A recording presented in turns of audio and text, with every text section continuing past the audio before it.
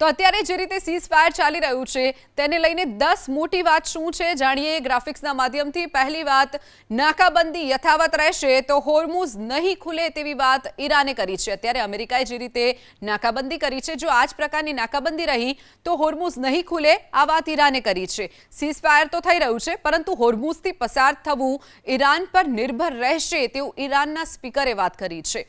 તો બીજું, ટ્રમ્પે 1 કલાકમાં 7 ખોટા દાવા કર્યા છે તેવી વાત ઈરાનના સ્પીકરે કરી છે। હોર્મુઝ પર અમેરિકાની નાકાબંધી યથાવત રહેશે તેવી ડોનાલ્ડ ટ્રમ્પે વાત કરી છે।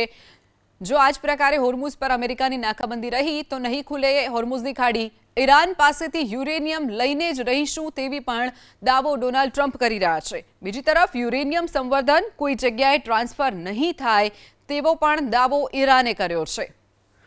તો સોમવારે ઇસ્લામાબાદમાં શાંતિ વાર્તા થઈ શકે છે। બીજા તબક્કાની શાંતિ વાર્તા સોમવારે ઇસ્લામાબાદમાં થાય તેવી શક્યતા। ચીન ઈરાન પાસેથી એનરિચ યુરેનિયમ લેવા તૈયાર છે તેવી પણ વાત કરવામાં આવી છે। તો ઈરાનના ચાલદરાન શહેરમાં સરકારના સમર્થનમાં પ્રદર્શન પણ થયું। મોટી સંખ્યામાં લોકો રસ્તા પર ઉતરી આવ્યા હતા। ઈરાન વિરુદ્ધ જંગમાં સામેલ નહીં થાય સાઉદી અરબ તેવી પણ વાત સામે આવી છે।